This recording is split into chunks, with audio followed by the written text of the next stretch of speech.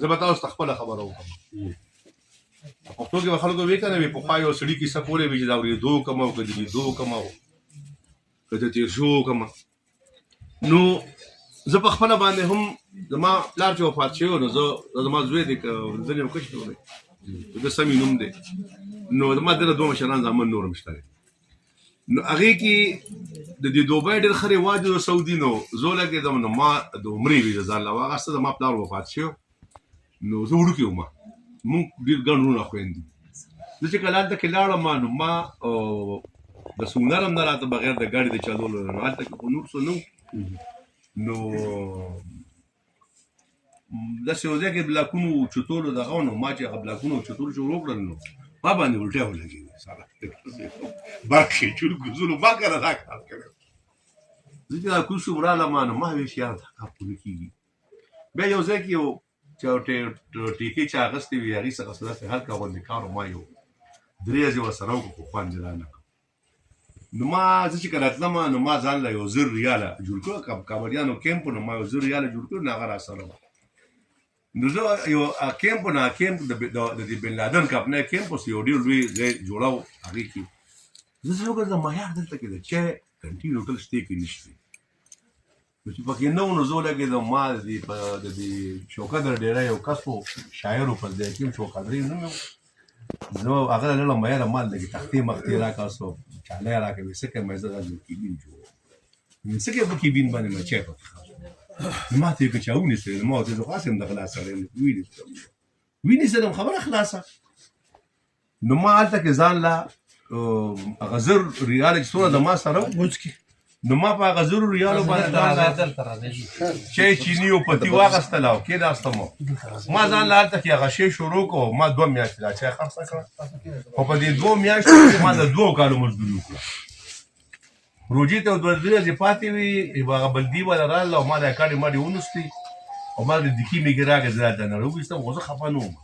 ما چې ما دونه مزدوري کړې چې 2 کاله مې کول نو خو بس په 2 میاشتو کې مې وګټل. زه دا هلته نه لاړم ښار ته نو یو ترکی را سره میلاو شو نو ما د هغه سره لږ هنر یې زده کړو نو د ګاو دا ډینټینګ پینټینګ مې زده کړو او نور کار مې زده کړو دا ویلډینګ مې زده کړو پیسې مې دې اخیستې هغه سره مې په شریکه باندې ورکشاپ وکړو هغې سړي څخه یو سعودي دوکه کړې وه کمپني دا کړې وه ورکشاپ یې خپل و هر څه یې خپل و اخره کې دی بوډا شوی و ښځې نوم یې اجیمه و د ده نوم فخرالدین وقتان و دی د ترکي د انکارې اوسېدونکی و ده ما ته وایي چې په دې ملک کې به خپله ځواني نه خاورې کوي واپس خپل ملک ته ځه دا هنر دې زده کړه ما سره دلته به نه زه واپس راغلم او زما یو ملګري ما پسې ویزا اخیستې وه ما پسې په دې پنډۍ کې ما ځان له ورکشاپ جوړ کړو او زما دا ملګری به ما پسې په دې پنډۍ کوڅه په کوڅه وګرځېدو خو ده زه پیدا نه کړم زما خوش نصیبي وه ما چې دغه شی جوړ کړو ما د مختلفو کپنو نه ټیکې واخیستې ده سره کار ځان له مې کپنۍ جوړه کړه کله مې یو طرف ته تلې تاوان کړې کله ساوت افریقې ته تلې کله سنګاپور ته تلې کله ملیشیا ته تلې کله یو ملک ته کله بل ملک ته تاوان کله ګټه خو هغه راغورځېږه پاسه راغورځېږه پاسه خو خدای پاک هغه دنده زمونږه سمه کړه. زما نن 6 کاله عمر دی زما ټول بچي سبقونه وایي ما سیواره دی دا پکې لکه اخري دی سبق نه وایي د دنده چې لاندې څومره دي نه هغه ټول سبقونه وایي د ماشاءالله د CSS اگزام هم ورکړی دی او دی په امازون باندې خپل کاروبار هم کوي دنه چې کوم مشران دي هغې خپل کاروبار کوي 2-3 لونه مې واده کړي دي نور دا سبقونه وایي څوک ډاکټري کوي څوک انجینرینګ کوي یو بل بچی مې هغه اوس د میټرک امتحان روان دی زما هغه اوښې د 18 کالو چې راغلی دی نو د هغه څخه دونه معلومات اوس دونه کار نشته دی چې هغه د یو بچی دی په دوبۍ کې ناست دی هغه د هغه لاسته ناست دی. زه د 18 کال یم او زه په د 18 کاله کې عمر کې زما اوس هم الحمدلله په روس کې خپل کاروبار دی په دې ټکرو کې مې پکې پیدا کړی دی په دې سیالکوټ کې مې چې کم دی نو خپل یو وړوکی غونته یونټ دی پکې سامان جوړوم بار ملکونو ته لیږم دا بچي را سره پکې هم کامیاب دي. په د تجارت په باره کې د حضور پاک صلی الله علیه وسلم حدیث په باره کې چې 9 حصې رزق په تجارت کې دی او دا یوه حصه په نورو څیزونو کې ده.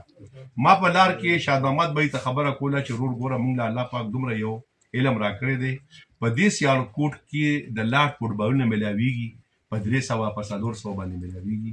موږ به درله اخلو په دې خپل دوکان کې دا خرڅوه په 600 به خرڅېږي اوس به خرڅ کېږي. نور د دنیا کډې په لاهور کې ملاویږي، په فیصل آباد کې ملاویږي، د ماشومانو ګارمنټس ملاویږي. تاسو د خپل بچي کوشش دا وکړئ چې که ستاسو کم بچي په میټرک کې د 1000 نه 12 نمبر واغستې، پیسې راواخله خو دې مه پرېږده، تعلیم وکړه، دې به مخکې ځي. چې کم بچي دې د 900 نه او د 900 نه ښکته نمبر واغستې، په ده باندې ځان له سر مخ وګوه. دې دوو څیزونو ته واچوه، یا هنر ته واچوه یا تجارت ته واچوه. په دې دوو هغې کې وجه دا ده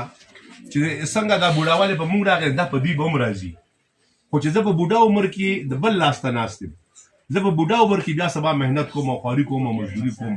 بیا خو چل نه زده کېږي. که دې نن تاوان هم تاله وکړي که نه، دا تاوان د ده په ګټه دی. زما پلار دی الله پاک وبخي، ما تماکو اخیستي و، په هغې کې مې ډېر تاوان کړی. پلار دی مې ورسره راغی وایي د زوی خو دې غرق کړې، هغه ورته وایي دا همده لپاره زه کوم، نن یې وبایلې سبا به وګټي. خیر دی. دا خپل بچي که په میټرک کې چا د 1000 نه بر نمبر یې اخیستي، ورور که ستاسو سره نه پوره کېدي، مونږ ته وایي، مونږ به د خپل قوم نه چړ راغونډو، خو مونږ به ستاسو د بچي باندې مخکې سبق وایو، په خپله وله مو کولی شي. که چېرې فرض کړه د تعلیم او د هنر خبره ونه، مونږ ته 20 هنرونه یاد دي، مونږ به ستا بچي ته 20 هنرونه، او کني که تجارت وي نو د دنیا هر تجارت مونږ له راځي او مونږ ته معلوم دی، مونږ به